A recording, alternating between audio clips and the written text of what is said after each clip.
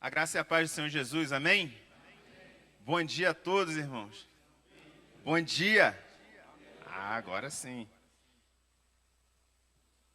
Que Deus abençoe a vida de cada um de vocês, que mais uma manhã nós possamos ser inundados da presença do Senhor, que essa lição nos inspire mais uma vez e desde já eu quero aqui testemunhar o efeito prático que essa revista tem causado na minha vida. Sabe, desde que a gente começou a estudar as doutrinas do Espírito Santo, Deus tem me impulsionado a buscar mais do Senhor e buscar mais do Espírito Santo, aprender mais do Espírito Santo através desse estudo aqui. Não só do estudo da revista, principalmente da palavra de Deus, da comunhão com Jesus, da oração e também buscando outras fontes boas também, livros de autores que falaram sobre o Espírito Santo. E quero compartilhar, estou lendo um livro chamado O Deus Desconhecido, O Deus Esquecido, melhor dizendo, O Deus Esquecido. Francis Han, uma coisa assim, o nome do autor é Francis, um sobrenome coreano. E ele fala que a igreja pós-moderna, a nossa igreja dos tempos de hoje tem esquecido o Espírito Santo. E a gente tem que reconhecer isso, que muitas vezes a gente fala sobre o Espírito Santo de uma forma um pouco distante, e às vezes a gente tem deixado de aproveitar essa promessa maravilhosa que é a ação do Espírito Santo na igreja. E aí ele fala da igreja primitiva, como que tudo que ela fazia era movida no Espírito Santo. A igreja primitiva não dava um passo sem consultar o Espírito Santo, a vontade do Espírito Santo. E às vezes a gente se relaciona com o Espírito Santo de uma forma um pouco distante. E resgatando isso, essa revista ela tem me feito repensar tudo isso, aprender um pouco mais, buscar, olhar para a Bíblia e ver o que tem ali para as nossas vidas nos dias de hoje. Amém? Então, tem sido uma bênção na minha vida esses estudos aqui. E hoje chegamos na lição número 12, que está na página 68. É a última lição presencial dessa revista aqui. Tendo em vista que a próxima não vai ser exatamente o tema aqui, né, pastor? Vai ser um tema diferente, mas enfim. É a nossa última lição presencial aqui. E o tema é Mulheres Cheias do Espírito Santo. E bacana que seja isso, porque nós também termos esse olhar na palavra de Deus sobre o que o Espírito Santo fez na vida de algumas mulheres na Bíblia que fizeram com que elas marcassem a sua geração e todas as gerações futuras. A prova disso é que nós estaremos falando sobre elas hoje aqui, tá? Então, o tema aí da lição Mulheres Cheias do Espírito Santo, e a comentarista, a autora dessa lição é a pastora Lúcia Vargas. Tá? Aí a nossa lição. Então já vamos para frente. O texto áureo se encontra no livro de Lucas, no capítulo 1, versículo 35, e como de costume, quero convidar os irmãos a nós recitarmos juntos, no tempo 3, 1, 2, 3. O anjo respondeu: o Espírito Santo virá sobre você, e o poder do Altíssimo a cobrirá com sua sombra. Assim, aquele que há de nascer será chamado Santo, Filho de Deus. Lucas 1, 35. Amém. Louvado seja o nome do Senhor. Isso aqui é a conversa lá que o anjo teve com Maria, explicando para ela a missão que ela teria, a nobre missão que ela teria a partir daquele encontro, daquele momento, né? Textos bíblicos inspirativos estão impressos aí na nossa página 69 da revista. Só virar a primeira, passa aí a primeira página da lição, página 69 da revista. E eu vou pedir para uma irmã e um irmão estarem lendo versículo a versículo, por gentileza, tá? Começando com uma irmã.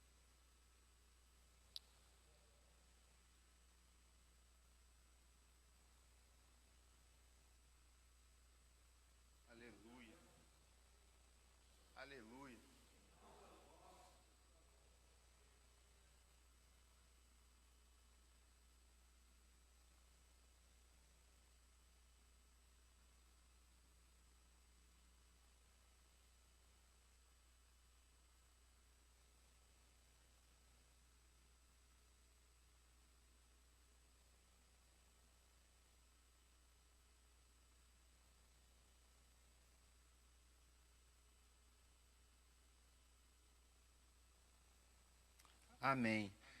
Só um detalhe aqui, é que ela falou porque sou tão agraciada, né? A Isabel falou, porque sou tão agraciada a ponto de me visitar a mãe do meu Senhor. E prestem atenção, irmãos. Aqui, olha só que coisa, para nós que somos cristãos. Um cristão nunca pode ser a favor de aborto, nem cogitar essa possibilidade. Aqui a gente está falando de duas mulheres que estão sofrendo ações em si de bebês que estão nos seus ventres. Jesus, no ventre de Maria, fez com que aquela casa, aquelas pessoas a Isabel fosse cheia do Espírito Santo, e João Batista, no ventre de Isabel, está ali já se mexendo, já provavelmente lá dentro do útero dela, glorificando ao Senhor pela presença do Salvador na sua casa. Coisa maravilhosa. Aí vem umas pessoas dizerem que, não, ali dentro é uma parte do corpo da mulher, a mulher que decide. Não, ali dentro é uma vida diferente da vida da mulher, apesar de ter uma certa dependência, mas dentro do ventre já é uma vida e é um ser que está ali, um indivíduo, uma pessoa. Amém? Juízes 4, 4 e 5. Um irmão.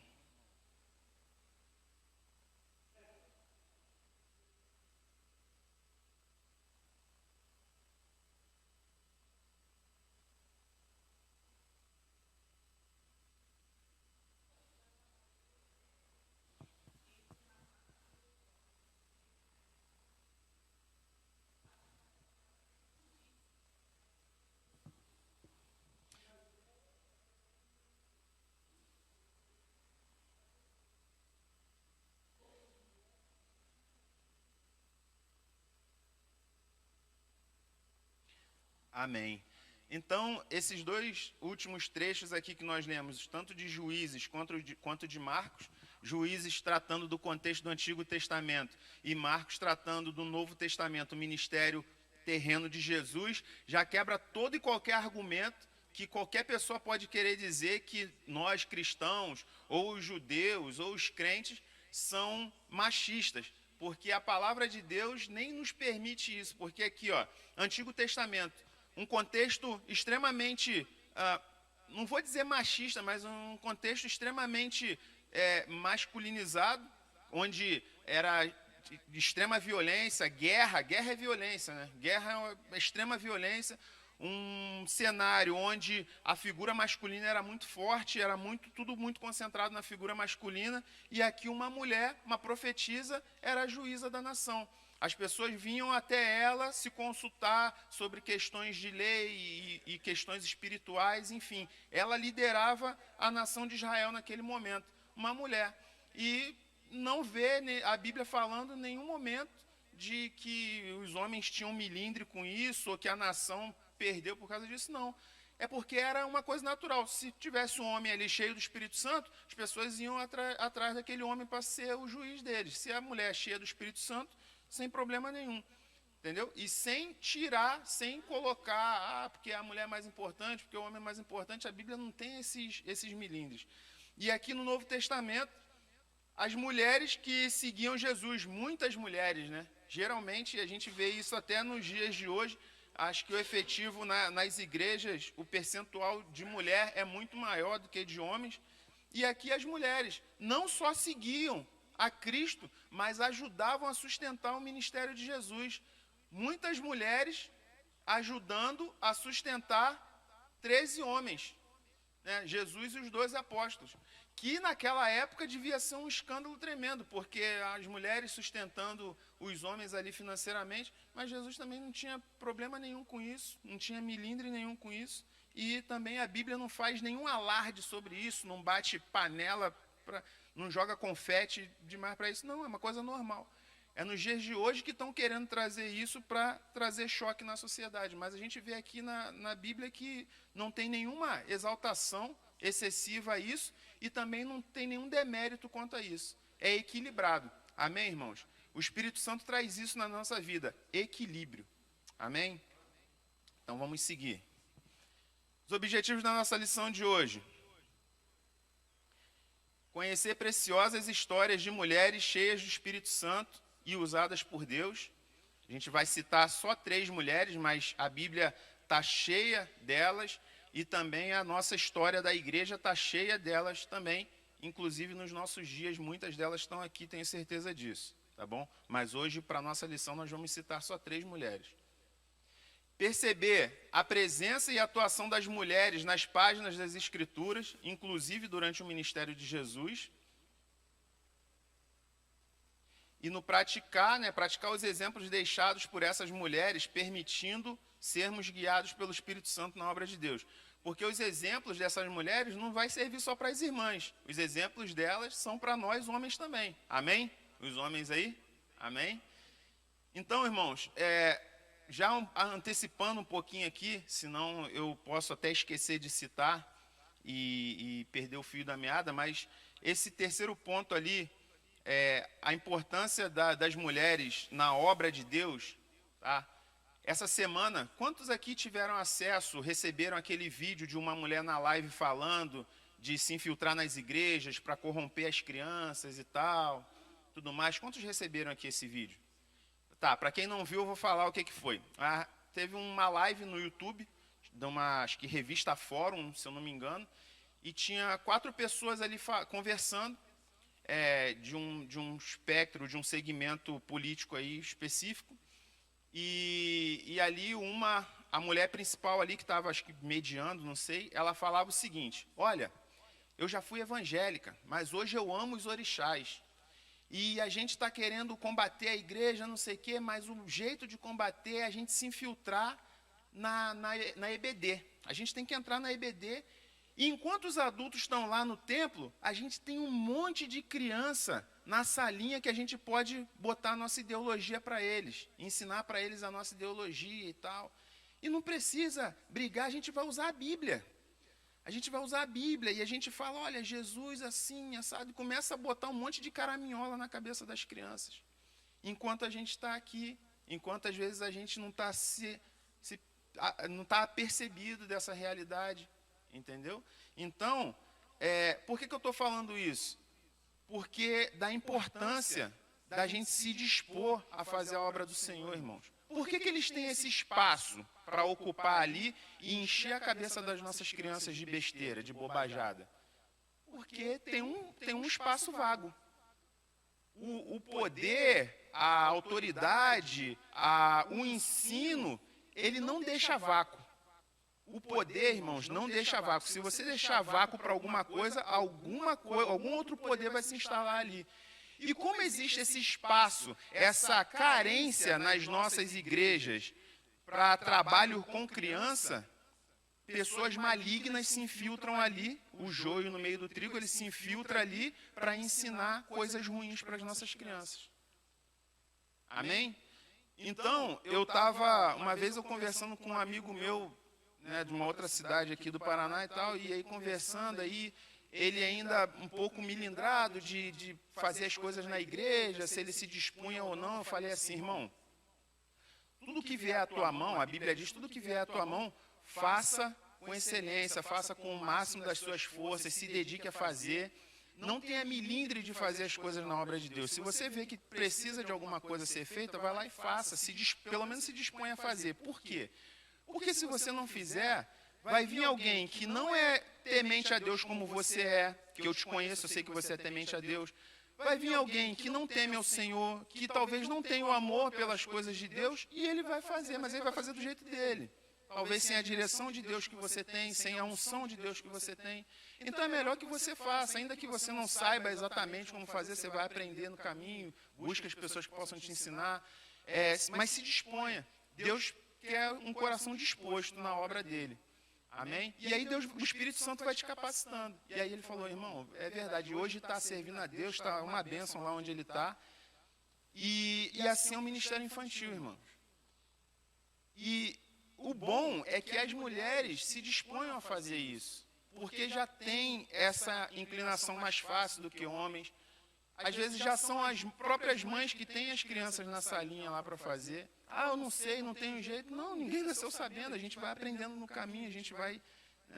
Então, é isso. Não só isso, tá? Não estou dizendo que as irmãs vão fazer só trabalho na salinha, na escolinha com as crianças, não é isso não. Em tudo na obra de Deus, A gente precisa de homens e mulheres dispostos, mas eu quis ressaltar isso porque está bem fresco na nossa mente esse evento aí que aconteceu. Está rolando em vários grupos de WhatsApp, quem não recebeu provavelmente durante a semana deve receber esse vídeo aí. Então dê uma pensada sobre isso. Nessa lição vamos refletir um pouco acerca de algumas questões como as características das mulheres cheias do Espírito Santo que fazem a diferença e deixam marcas em sua geração. Quais são as características? O que é uma mulher cheia do Espírito Santo? Uma mulher que deixa marca em sua geração. O que Deus espera das mulheres em sua obra? A força da mulher cheia do Espírito Santo. Uma mulher cheia do Espírito Santo faz muita diferença na obra de Deus, na igreja, na comunidade onde ela está. E a mulher cristã do século XXI e a sua busca pelo Espírito Santo. Então nós vamos ver exemplos bíblicos dessas três mulheres. Maria, mãe de Jesus, Débora, a juíza, e a mulher samaritana, que eu coloquei aqui, a anônima mais famosa de todos os tempos, não é verdade? A mulher samaritana é anônima, que a gente não sabe o nome dela, mas ela é a mais famosa de todos os tempos. Todo mundo sabe da mulher samaritana. Até a gente também sabe da mulher adúltera, né, e tal, mas eu acho que a passagem da mulher samaritana é até mais famosa. Mas também tem a mulher anônima lá que ungiu o Senhor, que também ele falou que onde fosse pregado o evangelho, o nome daquela mulher ia ser falado. Mas eu acho que a passagem da mulher samaritana é bem marcante para nós. Então, no ponto 1 da nossa revista, Maria, a mulher cheia de graça. E aqui, irmãos, eu quero já começar a tentar desfazer um pouco a mística que foi colocada sobre Maria, uma mística negativa no nosso meio evangélico, tá? E aqui que o Espírito Santo me conduza para conseguir chegar nesse fiel da balança aí, esse meio termo. Gente, muitos aqui vieram de um contexto católico, apostólico romano, onde Maria é idolatrada e é elevada a uma posição onde ela não deve estar, tá bom? De rainha, de deusa, de intercessora, de não sei o quê. Não é ali que Maria está. Só que para tentar desfazer essa imagem errada que foi criada no catolicismo romano, às vezes muitas igrejas, muitos crentes levaram Maria também, aí, esqueceram Maria, nem fala, nem toca em Maria, porque vai parecer que é mariolatria, que é adoração a Maria. Mas aí o Espírito Santo nos leva ao equilíbrio. Qual que é o equilíbrio disso? Maria, uma moça simples, né? Uma moça humilde, cheia. A Bíblia diz que ela achou graça na presença do Senhor. Então, uma garota temente a Deus, uma jovem temente a Deus, que estava comprometida em casamento com um rapaz chamado José. E aí a Bíblia vai falar sobre ela, que ela é favorecida, né, pelo Senhor, Lucas 1:28. Ela é graciosa, ela é cheia da graça do Senhor. E ela é bendita entre as mulheres, Lucas 1:42 ali. Então, essa é a Maria. Nada mais e nada menos disso. E quando o anjo ele fala que o Espírito Santo vai vir sobre ela, então o anjo a encontra, aí fala assim, Maria, você vai engravidar, você vai gerar no seu ventre o Filho de Deus. E aí você imagina, naquele contexto social onde ela estava, ela virgem, debaixo da lei de Israel, que dizia que se alguém praticasse ato sexual antes do casamento, era pecado, era crime contra a lei e era apedrejado. E aí ela recebe essa missão de ter essa gravidez virginal. E aí como é que ela convence as pessoas de que isso aconteceu? Que isso nunca tinha acontecido com ninguém. Como é que ela convence as pessoas? E aí a gente tem que olhar um ponto aqui para José. Toda vez que a gente talvez lê, assim meio corrido, a gente pode achar que José era um covarde. Sim ou não? Falou, abandonou Maria. Muita gente pensa isso. Mas na verdade José ele foi um tremendo de um sujeito homem. Por quê, irmãos? Quando José percebe aquilo tudo, ele olha, bom, não fui eu que fiz, né? Mas eu talvez confie em Maria, porque ela nunca me deu motivo para desconfiar dela. Então, quando José foge, ele dá a entender naquela sociedade que Maria não tem culpa naquilo. Tá? E aí, se alguém encontra José, ele seria apedrejado ao invés de Maria, de ter cometido o pecado. Tanto é que ela não foi apedrejada, né? Ela estava grávida, ela foi lá para a casa de Isabel, mas aí José, no meio do caminho, o anjo fala com ele, ele volta e toma Maria por esposa. Mas José, ele foge não por covardia, não por medo, talvez tenha gerado um pouco isso, mas José foge para preservar a imagem de Maria, que por via das dúvidas, o culpado é o cara que fugiu. Para quem olhasse, o culpado é o cara que fugiu e tal, e a Maria ia ser preservada. Ia ficar mal falada, porque o povo fala mesmo, mas pelo menos a vida dela ia ser preservada. Amém? Então, José, ele toma essa atitude, foge, mas aí ele volta e toma Maria como sua esposa. Mas, para Maria, se não fosse a ação do Espírito Santo, para ela suportar a missão de ter essa gravidez virginal, se não fosse a ação do Espírito Santo, ela não teria essa coragem, essa fé. Porque ela ia ter que suportar as críticas, os olhares, talvez até ameaças de morte. Tanto é que ela teve que sair da sua casa, passar um tempo com Isabel, sua prima. E aí o Espírito Santo capacitou Maria a ter todas essas atitudes. Então, a cada uma dessas personagens, a cada tópico dessa lição, eu coloquei ali no rodapé a ação do Espírito Santo que mais me saltou aos olhos. E em Maria eu vejo o Espírito Santo gerando nela a fé suficiente e a submissão para cumprir os propósitos de Deus. É isso que o Espírito Santo gera em nós, irmãos. O Espírito Santo, ele nos capacita a viver por fé e nos capacita também a nos submetermos ao propósito de Deus na nossa vida, que muitas vezes é diferente daquele desejo do nosso coração. Quando nós recebemos o Espírito Santo, quando o Espírito Santo passa a habitar em nosso coração, a nossa vontade fica em segundo lugar, a vontade de Deus, ela passa a reger a nossa vida, a reger as nossas ações. Então, é o Espírito Santo que nos capacita a abrir mão de coisas que nós queremos para viver as coisas que Deus quer para a nossa vida, assim como foi com Maria. Talvez pela vontade de um ser humano normal, sem a ação do Espírito Santo, ia falar, não, poxa, eu estou com um casamento marcado. Essa gravidez pode estragar meu casamento, pode ser que meu noivo não queira casar comigo, pode ser que a minha família me expulse de casa, pode ser que a sociedade ela vire as costas para mim. Mas como o Espírito Santo desceu sobre ela, e aí diz assim, o Espírito Santo virá sobre você e o poder do Altíssimo a cobrirá com sua sombra. É o poder do Altíssimo que capacita o crente a não se preocupar mais com os olhares. Agora você é crente? Agora você não faz mais isso? Não sei o quê. É o Espírito Santo que capacita você não esquentar a cabeça com o que as pessoas vão falar. É o Espírito Santo que capacita aquele homem lá, ou aquela mulher lá do regime islâmico, que se ela aceitar Jesus, a família dela vai não só expulsá-la de casa, mas também vai tentar matá-lo ou matá-la. É o Espírito Santo que capacita ele a falar, não, eu renuncio a tudo isso, ainda que isso me aconteça, mas eu quero viver para Jesus. É o Espírito Santo que capacita o homem e a mulher a se submeter ao propósito de Deus para a sua vida. Amém? Então, a ação do Espírito Santo na vida de Maria e na vida de todo crente, primeira coisa que me salta aos olhos é a capacitação da fé e a capacitação a se submeter aos propósitos de Deus na nossa vida.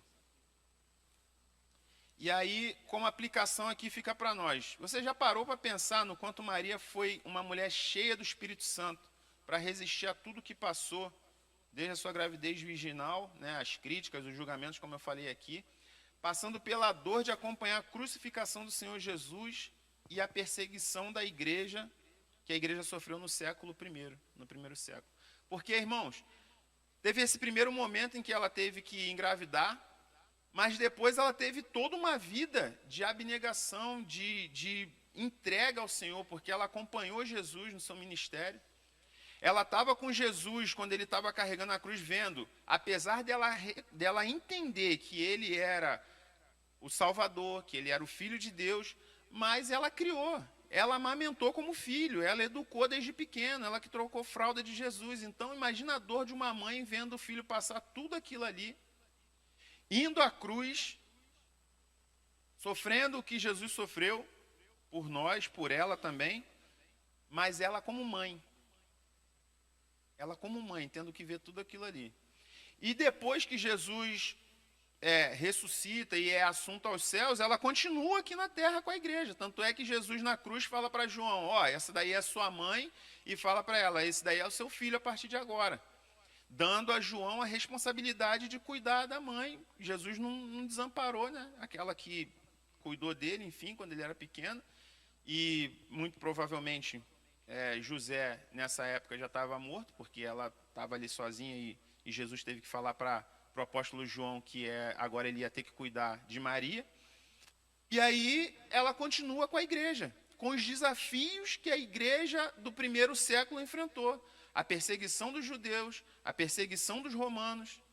Os historiadores dizem que João, quando ele vai para Éfeso, ele leva Maria consigo, né? Isso a gente, pela palavra de Deus, a gente não consegue comprovar muito bem, mas historiadores, então a história ela pode ser verídica ou não, mas a maioria dos historiadores concordam com isso, que João, quando vai para Éfeso, ele leva Maria consigo e provavelmente ela morreu em Éfeso.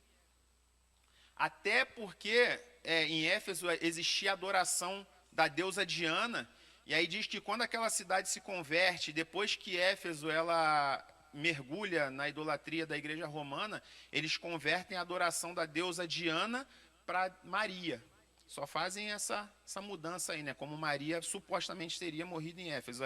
Ali teria começado essa idolatria a Maria, mas isso é um assunto para outro momento.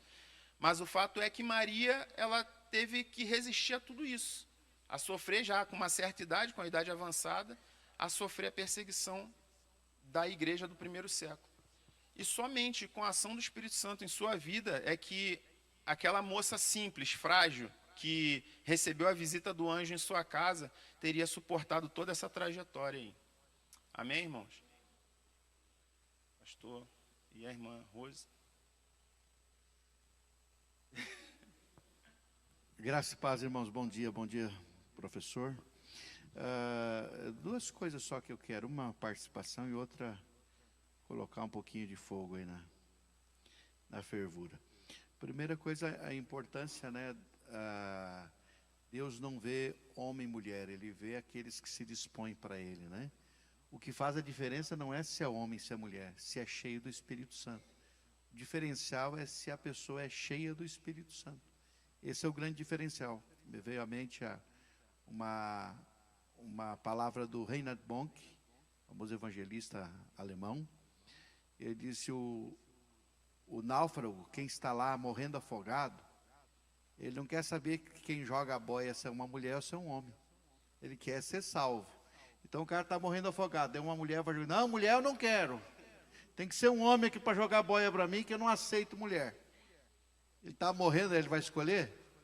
Quem jogar a boia, meu filho. Né? Então é bem isso aí, que na verdade é quem se coloca diante de Deus e é cheio do Espírito Santo que faz a diferença. E a segunda questão é que a Igreja Católica Romana coloca a Maria numa posição que ela não tem, e por isso gera tanta confusão. Inclusive dando a ela o posto de corredentora. Corredentora é co-salvadora. Ela é salvadora junto com Jesus. Porque eles vão levá-la a um posto de imaculada. Ou seja, alguém que não tem mácula, que não tem pecado. Contrariando o que a própria Maria disse na oração dela em Lucas 1,47, quando ela diz, meu espírito se alegra em Deus, meu Salvador. Se Deus é meu Salvador, é porque eu sou pecador. E ela está reconhecendo que é pecadora. Então essa é a primeira coisa. Mas o que gera muita confusão, e essa é a minha pergunta, né, para o professor, é se Maria é mãe de Deus.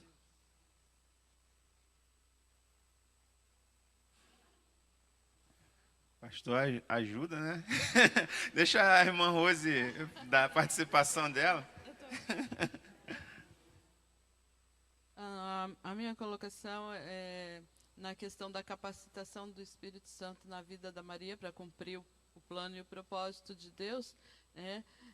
Foi porque ela tomou a decisão de ser obediente e de deixar Deus usá-la para que a vontade dele fosse feita. E às vezes a gente quer ser capacitado, mas não queremos fazer do jeito de Deus, né? O anjo explica para ela, ela questiona, né? Como que vai acontecer, né? Se eu nem sou casada, né? Não sou virgem, não conheço um homem, como que vai acontecer? Era natural ela ter, né, essa dúvida, essa curiosidade, né? Algo sobrenatural. Mas quando o anjo explica, ela responde: eu sou a serva do Senhor, cumpra-se em mim o seu propósito. Então, o Espírito Santo, ele capacita a suportar, a vencer, né? A deixar os falatórios de lado, porque, de repente, né, 9 meses de gravidez, num determinado momento, se não fosse o Espírito Santo, ela podia vacilar, né? E, eu não queria isso para a minha vida. Como muitos cristãos fazem, quando assumem alguma coisa que se dizem chamado para fazer, depois no meio do caminho, acho que não era Deus, acho que não era isso, acho que eu sonhei, acho que não. Então, é quando ela decide cumprir, né, a vontade de Deus, que Deus cumpra a vontade, então o Espírito Santo a capacita. Amém. Firmeza, né? Firmeza, fé, firmeza, enfim. Bom, a gente pode passar para o próximo. Irmãos, não vou ficar em cima do muro, tá? Maria não é mãe de Deus. Faz assim, Ela é mãe de Jesus Cristo. Mas, irmão marido, Jesus Cristo não é Deus? É. Só que ele é 100% homem também. Maria é mãe do Jesus Cristo homem. Por quê? Porque o Deus encarnado, ele tinha que manter a sua natureza divina e ele tinha que ter a natureza humana para ele morrer em meu e em seu lugar. Para ele poder tomar o nosso pecado, ele tinha que ser homem, 100% homem, ser humano, de carne e osso. Então, do que diz respeito à humanidade de Cristo, Maria é mãe dele. No que diz respeito à divindade de Cristo, Deus não pode ser criado, Deus não teve início nem tem fim, ele não pode ser gerado por ninguém. Então, nesse aspecto, Maria não é mãe de Deus. Ela é mãe do nosso Senhor Jesus Cristo, homem. Amém? Lá vem, vou embora, tchau. É aí, não, é exatamente aí que gera tanta confusão na mente das pessoas. Se Jesus é Deus, a Maria é a mãe de Deus. Essa é na verdade, a conclusão daqueles que não conseguem compreender que Deus não pode ser criado, né? Ele autoexiste, então ela não é mãe de Deus. Até porque para ela comportar Deus, ela teria que ser uma deusa maior do que Deus, né? E não é o fato. Então, de fato, como explicou o professor, ela é a mãe de Jesus, segundo a carne, do Deus encarnado, que encarnou, né? E virou um de nós para se identificar conosco. Ele era 100% Deus, sim, quando esteve aqui, mas ela foi a mãe do Cristo encarnado, né?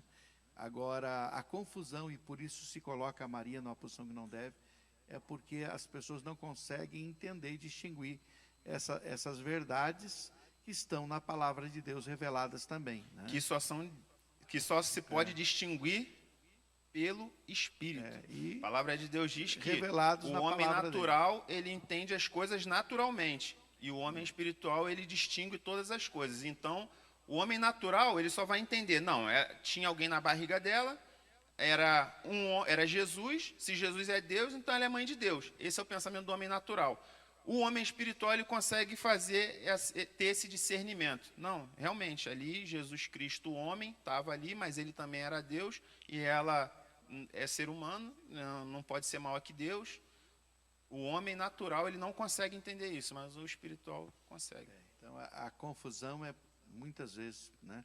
Porque é o Espírito Santo mesmo que ilumina para entender as Escrituras, Amém. né? Só ele. Amém, irmãos? Tranquilo? A irmã... irmã Marta Laim. Meu Deus do céu. Estou igual o presbítero Coelho, esquecendo o nome das pessoas. Não, só para alertar que isso que o senhor falou é muito importante. Porque quando você vai conversar com um católico, o crente tem que saber isso. Jesus não é, a Maria não é mãe de Deus. Daí fazer essa explicação que o senhor falou. Mas os crentes têm que saber isso. Porque senão os crentes, um católico fala, não, a Maria, imagina, vocês estão menosprezando a mãe de Deus. Então, os crentes, os evangélicos, têm que ter essa resposta. Porque o problema é que quando um católico afronta, o crente não sabe e fica por isso. Então, essas primícias, os evangélicos, os crentes têm que saber. Quando fala isso aí que o senhor falou, pronto, resolveu a situação. Mas a maioria não sabe. Ah, é mãe de Deus e fica por isso mãe de Deus. Então, eu acho que isso que os evangélicos, os crentes, têm que saber para poder, quando for confrontado, saber responder, né? Amém, amém, irmã.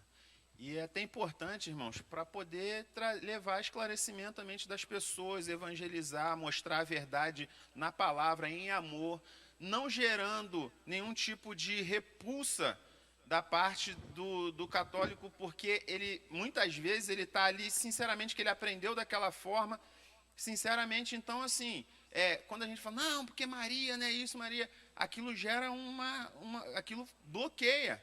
Então, quando a gente fala, não, nós gostamos de Maria, nós respeitamos, ela é até um exemplo para a gente, como Davi era um exemplo, Daniel, Isaías, só que, volto a dizer, assim como eles, assim como Davi, assim como Samuel, assim como Isaías, Jeremias, exatamente mortal como eles. Homens cheios do Espírito Santo, mulheres cheias do Espírito Santo, fizeram diferença, marcaram geração, foram importantíssimos, mas morreu e estão aguardando a volta do Senhor Jesus Cristo, exatamente como eles. O pastor Marcos ali, e aí eu vou adiantar aqui um pouquinho, irmãos.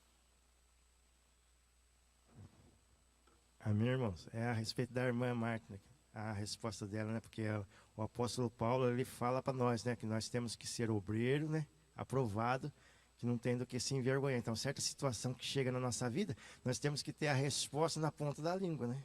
E que maneja bem a palavra da verdade. Maneja bem a palavra. Amém. Vou avançar, irmãos. Ponto 2. Débora, a juíza guerreira. Como eu falei aqui no início, Débora é uma mulher sábia, forte, corajosa, dirigida pelo Espírito Santo, dava as melhores orientações ao exército e ao povo. A palavra de Deus diz que o povo estava sendo oprimido pelos cananeus. Débora, ela julgava o povo debaixo de uma tamareira ali em Israel. E aí o povo ia lá consultá-la. E chega um momento em que o Espírito Santo a orienta a chamar Baraque, né, que não é o Obama, esse daqui é o Baraque crente, Baraque de Deus. E aí chama Baraque e aí fala para ele e a guerra que Deus ia à frente. Deus estava dando a vitória a eles. Antes de ir para a guerra, antes dele chamar os 10.000 soldados, antes dele descer contra a Císera, o general do exército inimigo, antes de qualquer coisa, Débora já tinha dito que Deus já estava dando a vitória ao exército de Israel. E aí ela recebe o contravapor, né, como a gente costuma falar no quartel, contravapor. Vai lá na guerra, não sei o que, não sei o que. Aí o Baraque, vou, mas só se tu for comigo. Eu não sei, eu sinceramente, irmãos, não vejo ali uma coisa assim em Baraque falar assim, não, vamos porque mandar é muito fácil, mas você tem que... Eu não vejo isso não, tá? Eu vejo assim, para ele ter uma segurança da presença de Deus, de alguém instruído pelo Espírito Santo, alguém que fosse direcionado por Deus, tá ali dando as orientações, porque na época não tinha telefone, não tinha rádio para ele fazer contato com ele, e agora, eu faço o quê? Faço aquilo, então tinha que estar ali presente. E o interessante é que também Débora não titubeou. Débora falou assim, vou. Baraque, desce e vai contra os inimigos. Só se tu for comigo. Vamos embora. Tamo junto. Vou. Sabe por quê, irmãos? Que ela estava preparada. Ela sabia quem era o Deus que estava com ela. Ela sabia que o Espírito Santo habitava na sua vida. Ela sabia quem era o Deus a quem ela estava servindo. Ela sabia quem era o Deus que tinha mandado ela falar aquilo para o general Baraque. Então ela não tinha, vou, vamos junto, vou. E é assim na nossa vida. As situações, as adversidades, os desafios, eles não mandam recado, eles não mandam telegrama, ou e-mail, ou WhatsApp falando, ó, daqui a um mês eu vou chegar aí e vou bater na sua porta. Não, o desafio, ele simplesmente bate a porta e já entra, e você já está diante dele, e tem que estar preparado o tempo todo. O crente tem que estar preparado o tempo todo. Ele tem que estar preparado para quê, irmão? Para tudo. Ah, mas é impossível estar preparado para tudo. Verdade. Quem nos capacita é o Espírito Santo. Então, qual o modo de estar preparado para tudo? Qual o modo para estar preparado para suportar um luto, de repente, para suportar uma adversidade, para suportar uma crise financeira, para suportar uma pandemia que se abateu aí? Qual o modo para suportar as crises que se impõem nas nossas vidas todos os dias? Estar na presença de Deus, estar cheio do Espírito Santo de Deus. Porque é Ele que nos dá as respostas. Já teve muitas vezes que eu dei respostas para algumas pessoas de coisas que eu, na hora, eu nem raciocinei direito. Falei, nossa, eu nem sabia que eu sabia isso. Porque é o Espírito Santo. Ele que vai nos dar as respostas, Ele que vai nos direcionar para as coisas, Ele que vai nos dar a capacitação. E às vezes a gente começa alguma coisa, algum desafio, realmente sem estar sabendo exatamente como lidar. A gente começa, todos nós aqui fomos pegos de surpresa com a pandemia e no começo ninguém sabia lidar. Passa álcool, não passa álcool, usa máscara, não usa máscara, faz não sei o que, não faz não sei o que, abraça, não abraça, fecha comércio, abre comércio, vive, não vive, morro hoje, morro amanhã. Ninguém sabia. E o Espírito Santo foi capacitando, foi nos dando sabedoria, foi dando direção, coragem para enfrentar os desafios. Juíza guerreira. Sem coragem a gente não enfrenta desafio nenhum. A Bíblia diz que se a gente ficar dentro de casa, tem um leão lá fora, tem um leão lá fora, tem um leão lá fora, você nunca sai. O irmão Jaime ali vai participar. Quem já ouviu falar no mito da caverna, de Platão? Mito da caverna. O que é o mito da caverna? O mito da caverna é o seguinte, diz ali, é um mito mesmo, uma lenda, que havia umas pessoas dentro de uma caverna. E aí, no fundo daquela caverna, batia o reflexo do que acontecia lá fora e eles viam a sombra passando. Então, as pessoas lá fora passavam com esculturas nas costas, uma cadeira nas costas, alguma coisa, e aquilo refletia no fundo da caverna.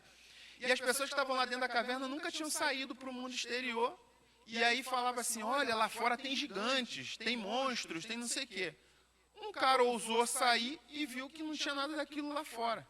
E aí ele volta e fala assim, gente, as pessoas lá fora são iguais a nós, tem que sair, tem sol lá fora, tem vida, não sei o quê. E aí as pessoas que estavam dentro da caverna quiseram matar aquele cara porque ele trouxe a realidade, ele descortinou os olhos daquelas pessoas. A gente tem que tomar cuidado só com o mito da caverna, que é o seguinte, às vezes a gente está num ambiente cristão, a gente fala assim, ó, lá no mundo tem isso, no mundo tem aquilo, principalmente para os jovens a gente fala. E às vezes o jovem quer experimentar porque dizem para ele que não é nada daquilo. Não interpretem o mito da caverna dessa forma, tá? O mito da caverna é o seguinte, quando a gente expõe a verdade que está na palavra, e às vezes a pessoa não quer ver, não é nada disso não, Jesus não vai voltar, as pessoas dizem que Jesus vai voltar, mas...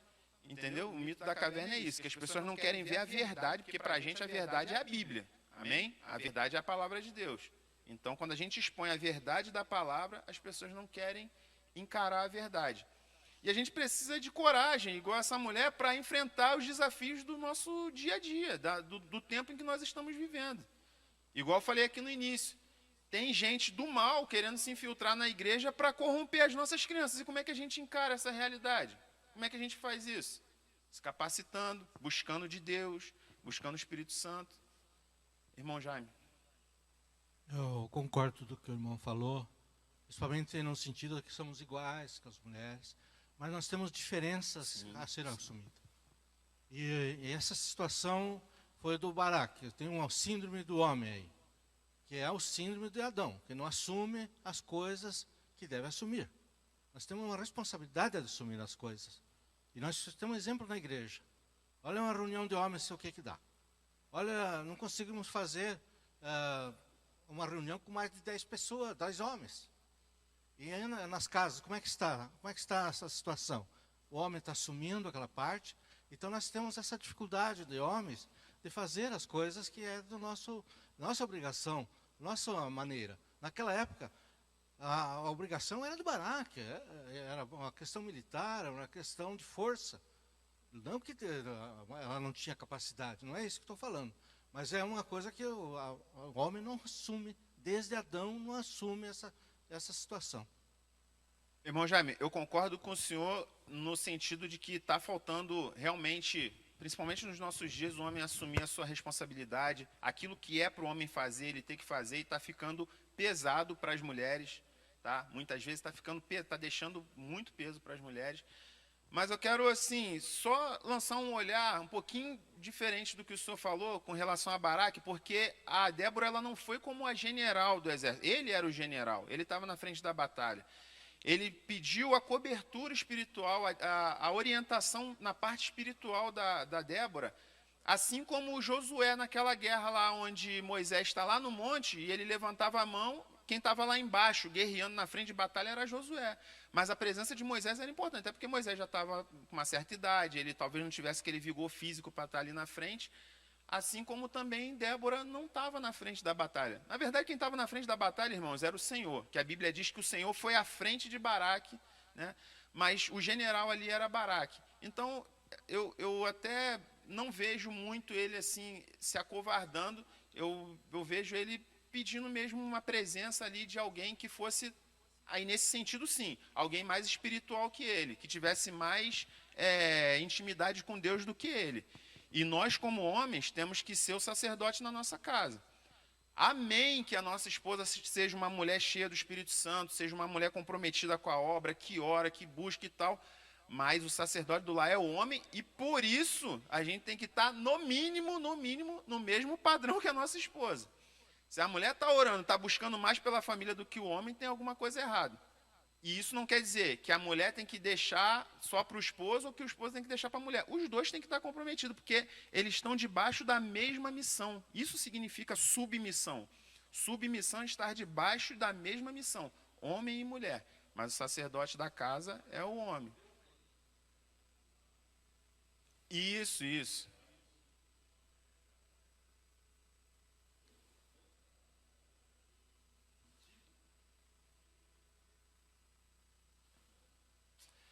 A irmã Rose, foi a irmã Marilda que não levantou? Não, a irmã, não. Ela tinha levantado primeiro e depois ele vem para a senhora. A paz do Senhor. Amém. Eu acho só que ela poderia estar em casa também, intercedendo, como as mulheres fazem hoje, intercedendo pelo marido, né? Se ele confiava tanto na palavra dela, se ela falasse para ele, vai, eu vou ficar em casa intercedendo. Irmã, se o Espírito Santo tivesse direcionado ela para ficar em casa, se o Espírito Santo tivesse direcionado ela para ficar em casa intercedendo, ela provavelmente falaria para ele, não, o Espírito Santo está falando para eu ficar aqui mesmo debaixo da tamareira, você pode ir que Deus já deu a vitória. Se ela foi, é porque Deus direcionou. A gente não está falando que ela era cheia do Espírito Santo, então ela era guiada pelo Espírito Santo. Se ela fez, é porque ela foi guiada pelo Espírito Santo. Mas eu acho que, assim, é um pouco indiferente, mas amém. Eu acho que ela foi direcionada pelo Espírito Santo. A irmã Rose aqui, só a irmã Rose tinha levantado a mão aqui. Não, a irmã... Eu gostaria de falar sobre essa questão que é muito cogitada hoje, tal do empoderamento feminino. Ali no texto de Juízes, quando a gente lê, sempre tem o texto que diz que Deus levantava os juízes. Então, ele levantou Débora como juíza. E eu fico pensando, né, aqueles homens da época, né, quando Deus levanta uma mulher cheia do Espírito Santo, os homens se submetem à autoridade dela. É o Espírito Santo quem deu autoridade e credibilidade para Débora. Se ela não fosse cheia do Espírito Santo, hoje as mulheres vão para a rua, gritam, esbravejam, né, que querem ser empoderadas e querem botar o homem embaixo dos pés. Débora não precisou de gritar e dizer aqui quem manda sou eu, porque eu sou ungida, porque eu... não precisa. Quando a pessoa é cheia do Espírito Santo e ela se levantou, foi Deus quem levantou, né? Essa questão do Baraque ser o general, né? Na guerra ele estava acima dela. E ele dizer para ela, só vou, se você for comigo.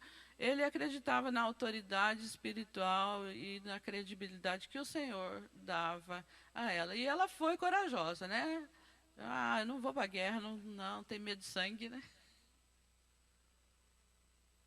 Irmão, na questão ali, Baraque, ele foi humilde o suficiente para reconhecer que Deus estava na direção de tudo e para que a grandeza de Deus fosse exaltada nesse momento. Por isso que ele recorreu, ele sendo homem, foi humilde e obediente. Ele elevou a Débora para a batalha, porque Deus estava à frente de tudo. Não foi fraqueza, foi humildade.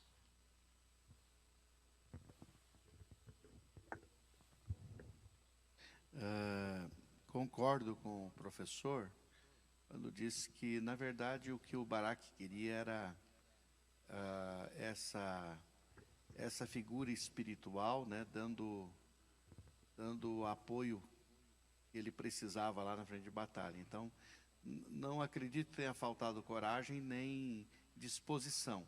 O que faltou para o Baraque foi a comunhão com o Espírito Santo que a Débora tinha. Foi isso que faltou para ele, porque se ele tivesse isso, ele não precisava pedir para a Débora ir junto, né? Então, o que faltou para ele foi essa comunhão com Deus que a Débora tinha, né? Então, ele queria ter essa segurança. Agora, concordo com o irmão Jaime também, que grande parte dos homens empurra a mulher na frente. E empurra mesmo, né? É para pedir um empréstimo, vai lá você. É para resolver um problema, vai lá você resolver. Na escola Na dos escola, filhos. vai lá, mulher, resolve lá.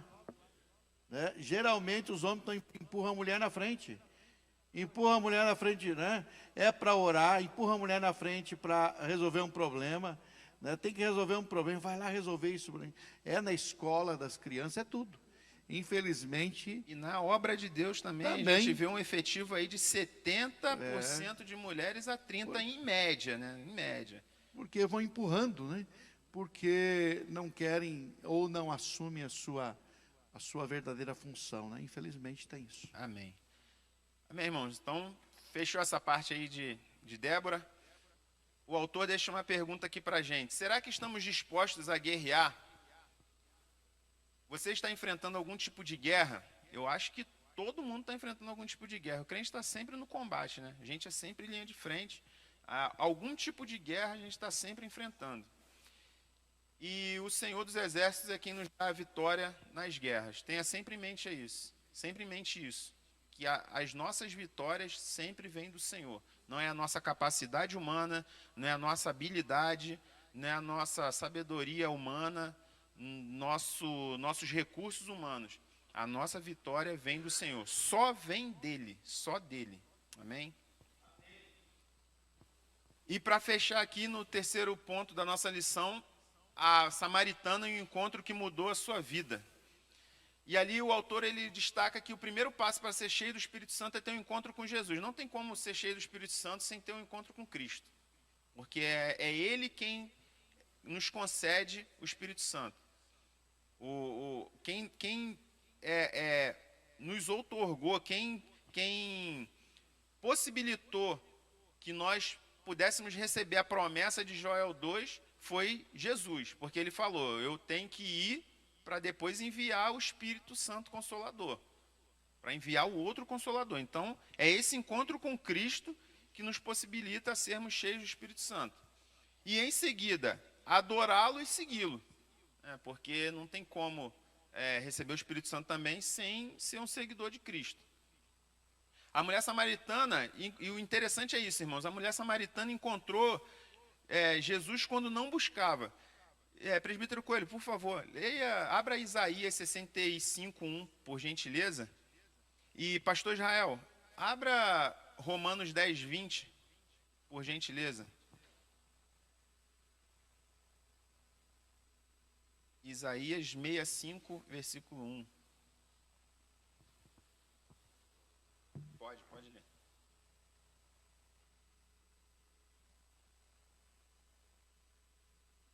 Tá desligado.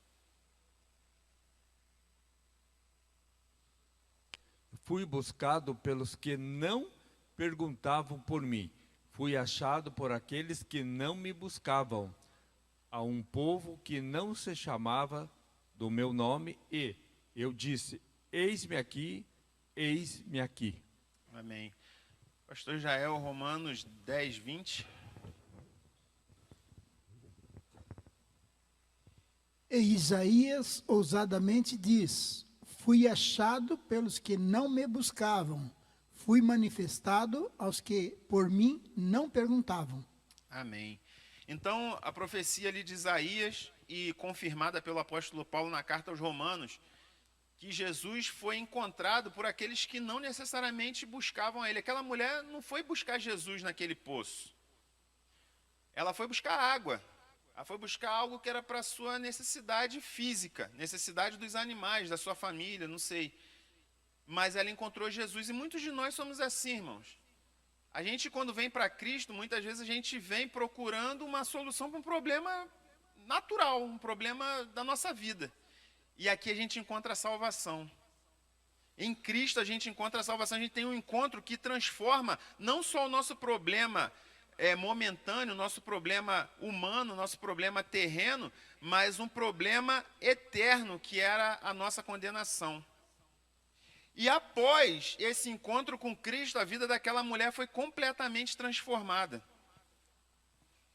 A vida daquela mulher foi completamente transformada após aquele encontro, após aquela conversa com Cristo. Aquela mulher que vinha com um histórico de vida complicado, já estava no seu 5º relacionamento. Aquela mulher que provavelmente era mal vista por aquela sociedade. Aquela mulher que tinha um conceito totalmente errado sobre as Escrituras, porque ela falava: não, o lugar de adoração é aqui. Nossos antepassados falaram que era aqui que tinha que adorar, vocês dizem que é em Jerusalém. E a cabeça dela, teologicamente falando, espiritualmente falando, estava toda conturbada. Ela não sabia exatamente acerca da palavra de Deus, ela desconhecia as profecias. E ali Jesus, ele entra na vida dela e reorganiza tudo. Porque ele fala assim: esse homem que você está não é o seu marido. Então, já dando ali que ela ia ter que dar um jeito naquela vida dela emocional, na sua vida conjugal. Falou assim: não é aqui, nem em Jerusalém que vai adorar, mas o Pai procura aqueles que buscam e o adoram em espírito e em verdade.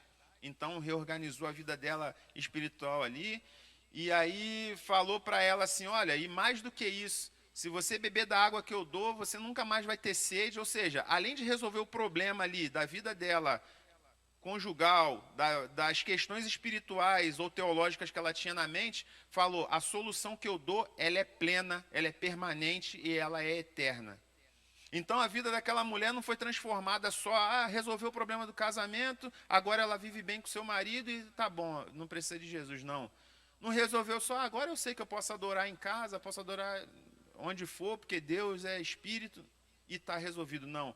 Jesus resolveu a sede da alma daquela mulher da eternidade, por toda a eternidade. Ele falou que se ela provasse daquela água, ela nunca mais voltaria a ter sede. Ela nunca mais voltaria a ter sede daqueles problemas que ela tinha ali até aquele encontro com Jesus. Então, as ações do Espírito Santo na vida daquela mulher e na vida de todo crente que tem um encontro com Jesus, um encontro real, transformador, é que o Espírito Santo, ele nos traz convicção de pecado, porque em João a palavra de Deus diz que o Espírito Santo é que convence o homem da justiça, do pecado e do juízo. Então nós temos a convicção de que somos pecadores. Antes da ação do Espírito Santo a gente não se acha pecador, a gente se acha bonzinho, porque a gente paga a conta, a gente é pai de família, a gente não é igual não sei quem que vive no boteco, não sei o quê. Enquanto o Espírito Santo não vem na nossa vida, a gente, mesmo estando na igreja, a gente não tem essa convicção de que é pecador. Porque tem muito crente que acha que não é pecador, ou que pelo menos não era pecador antes de ser salvo por Cristo. Então essa convicção de pecado, quem gera é o Espírito Santo. O Espírito Santo gera esclarecimento à nossa mente. Enquanto a gente não tem a ação do Espírito Santo na nossa vida, a gente lê e não entende nada. A gente ouve pregação e aquilo não faz sentido na nossa mente. A gente vem para a igreja há anos e anos e os nossos olhos não são descortinados. A gente não tem entendimento pleno da verdade. Então o Espírito Santo é que traz esclarecimento. E o Espírito Santo traz transformação, porque mediante o reconhecimento de pecado, esclarecimento da palavra, o Espírito Santo traz transformação na nossa vida. A gente começa a ser transformado dia a dia, dia a dia. E também o Espírito Santo gera em nós um ímpeto evangelístico. Dessa verdade que chegou à minha vida, dessa transformação, desse Deus que transformou a minha vida, eu tenho vontade de anunciá-lo, de compartilhá-lo com outras pessoas. E foi isso que aconteceu com a mulher samaritana. A partir do momento que ela teve um encontro com Cristo, que a sua vida foi transformada, ela quis anunciar às pessoas da sua cidade: olha, vem comigo, eu encontrei o Messias prometido da palavra, vem ver ele, vem conversar com ele. Ele falou da minha vida, ele olhou para dentro de mim. É isso que o Espírito Santo gera. E aí o autor deixa para a gente aqui: você já teve um encontro real com Cristo? Você já teve um encontro real com Cristo? Você já sentiu que esteve na presença de Jesus, que Ele te tocou, que Ele entrou na sua vida, que Ele falou ao seu coração? E aí, a partir desse encontro, o que mudou em você e na sua vida após isso? Ah, não, eu tive um encontro com Cristo, mas eu sou o mesmo. Eu sou irado, eu falo palavrão, eu minto, eu não me arrependo, eu faço mesmo, eu chuto balde. Ou isso mudou alguma coisa dentro da gente? Isso tem te impulsionado a anunciar Jesus às pessoas? Não, eu sirvo a Cristo, mas igreja é igreja, meu trabalho é meu trabalho, lá eu não falo de Jesus, meu vizinho eu não falo de Jesus. Ou depois desse encontro com Cristo você tem o desejo de compartilhar Jesus com as pessoas? Não, você se compadece de ver alguém que está indo para o inferno sem saber, sem salvação, e aquilo te incomoda. E aí, irmãos, para finalizar esse contexto aqui, nenhum grande avivamento na história aconteceu sem que antes houvesse confissão de pecados e arrependimento. Nenhum. Todo avivamento ele é precedido por um grande movimento de reconhecimento e confissão de pecados, que é quando as pessoas elas começam a chorar, orar, buscar o Senhor e chorar, porque elas se deparam com a realidade que há dentro delas. Pode ver, todos os avivamentos da história aconteceu isso. As pessoas tiveram convicção de pecado e arrependimento. É reconhecer e se arrepender. Não adianta reconhecer e não se arrepender, e não adianta também tentar se arrepender de algo que você não está convencido daquilo. Então, avivamento é convicção e confissão de pecados, conhecer que é pecador, e arrependimento genuíno. A gente tem buscado esse avivamento, essa manifestação do Espírito Santo nos nossos dias. E eu creio, pelo Espírito, que isso está muito próximo de chegar, irmãos. Mas para isso, a gente tem que, como um povo, como um corpo, buscar que o Espírito Santo nos convença do nosso pecado todos os dias, arrependermos dos nossos pecados, confessarmos e abandonarmos os nossos pecados e buscarmos ao Senhor de todo o nosso coração. Aí o Espírito Santo vai se manifestar, ele vai descer sobre a igreja, assim como ele fez em Atos 2, assim como ele fez no movimento da Rua Azusa, na Inglaterra no século XVIII, e em todos os movimentos de avivamento que houve na história da igreja. Amém? Para concluir essa lição, espero que essa lição tenha inspirado cada um de nós a buscar mais a presença do Senhor e o poder do Espírito Santo. Buscar mais a presença do Senhor e o poder do Espírito Santo, porque isso é promessa para a igreja. Existem outras mulheres, como eu falei, dentro e fora da Bíblia, que tiveram um papel destacado em sua geração, quando permitiram que o Senhor as direcionassem em detrimento de suas vontades e interesses particulares. Quando nós recebemos a direção do Espírito Santo, a nossa vontade ela fica de lado e a gente cumpre o propósito de Deus, assim como eu falei de Maria no início dessa lição. E que seja assim no nosso tempo, nos nossos dias. As mulheres cheias do Espírito Santo conseguem rejeitar ofertas malignas e apelo do empoderamento feminino, como a irmã Rose falou, movimento feminista, não sei o quê. Mulher cheia do Espírito Santo entende que aquilo ali é tudo balela. É tudo historinha para boi dormir, só para levar as mulheres para um caminho onde Deus não quer levá-las. Empoderamento feminino, não sei o quê, isso daí é balela. O verdadeiro empoderamento feminino é ser cheio do Espírito Santo de Deus. E também essa autossuficiência. Eu sou eu mesma e sou autossuficiente. Não, a gente é suficiente em Deus. A gente não é autossuficiente, a gente precisa da suficiência que vem do alto. Amém? E aqui eu encerro essa lição. Presbítero Coelho.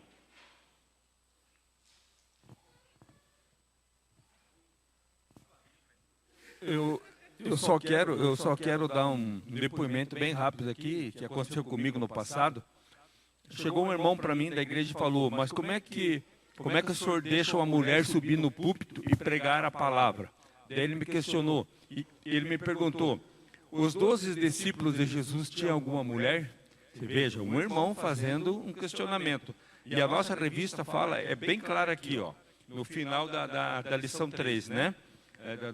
Da parte 3, diz assim, ó, o Senhor Jesus conta com mulheres cheias do Espírito Santo no tempo que vivemos agora, o tempo presente, para fazer a diferença e deixar um legado para as próximas gerações. Então ainda tem pessoas que pensam lá atrás ainda, né? Mas sabe o que é, irmão, que eu vejo nesse contexto aí? É que a pessoa está pensando, sabe no quê? Tanto homens quanto mulheres, nesse contexto aí, é púlpito, microfone e palco. A guerra aí, né, o que o autor está falando aí, está falando da obra de Deus. A obra de Deus é tudo. É como eu falei no início, na escolinha, na recepção, no servir, no visitar, no fazer. A obra de Deus é tudo, não é só púlpito. Então, para isso tem espaço para todo mundo. Homem, mulher, novo, mais ancião, mais experiente, tem espaço para todos. E para as coisas difíceis de fazer, não tem tanta briga assim para fazer. Não tem briga para lavar banheiro, né? Tem briga para púlpito, para holofote. E é nisso que o diabo entra e mexe nas vaidades do ser humano. Mas onde o Espírito Santo está, não tem espaço para briga, para vaidade, e a gente faz a obra de Deus. Amém? Deus abençoe. Volto a palavra aqui para o irmão Moshe, em nome de Jesus. Deus abençoe, irmãos. Se você foi tocado por essa mensagem, não deixe de curtir esse vídeo. Inscreva-se no nosso canal no YouTube e assim você pode ter acesso a mais mensagens como essa para edificar a sua vida. E se você deseja fazer parte da nossa igreja e ter mais acesso às nossas informações e novidades, é só você baixar o nosso aplicativo no seu celular. Baixe gratuitamente. É só você abrir a loja virtual no seu celular e digitar IBI Cascavel. Ali você baixa o nosso aplicativo e tem mais acesso às nossas novidades e faz parte dessa família também. Deus te abençoe e um grande abraço.